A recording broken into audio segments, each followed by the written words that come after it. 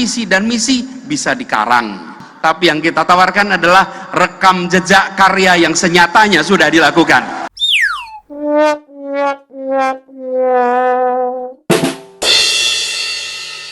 Bau penyelewengan Bansos DKI di era Anies Baswedan semakin menyengat. Dari hasil audit akuntan publik, ditemukan bansos senilai 150 miliar rupiah lenyap atau unknown shrinkage. Selain itu, juga terdapat 1.000 ton beras yang ditimbun membusuk. Karena itu, DPRD DKI Jakarta akan segera memanggil Dinas Sosial dan Pasar Jaya terkait dugaan korupsi bansos senilai 2,85 triliun rupiah tersebut. Sementara KPK siap mengusut kasus bansos yang baunya kurang sedap pada tahun 2020 ini. Masyarakat ada yang tahu terkait dengan dugaan korupsi, ya sebaiknya melapor kepada KPK. Ya. Silakan melapor sehingga kemudian nanti bisa ada komunikasi lebih lanjut antara KPK dengan pelapornya.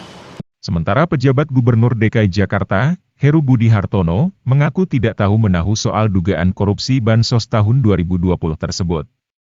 Saat ini, Heru Budi Hartono sedang berupaya melakukan cross-check data atau rekonsiliasi data penyaluran bansos di Provinsi DKI Jakarta. Maka dari itu, saya di sini sudah 3-4 kali membahas mengenai data rekonsiliasi data. Kalau yang lalu-lalu kan saya nggak tahu. Apakah akan dipanggil Pak Dirutnya Pak Setia atau gimana? Sayangnya, kepercayaan publik pada KPK dalam menangani kasus korupsi di DKI Jakarta, kini sudah jatuh. Sebab, KPK tak responsif terkait banyaknya kejanggalan penggunaan anggaran di DKI Jakarta pada era Anies Baswedan. Faktanya, banyaknya kasus kelebihan bayar di era Anies, hanya dibiarkan saja. Kasus korupsi Formula E juga tak ada kejelasan.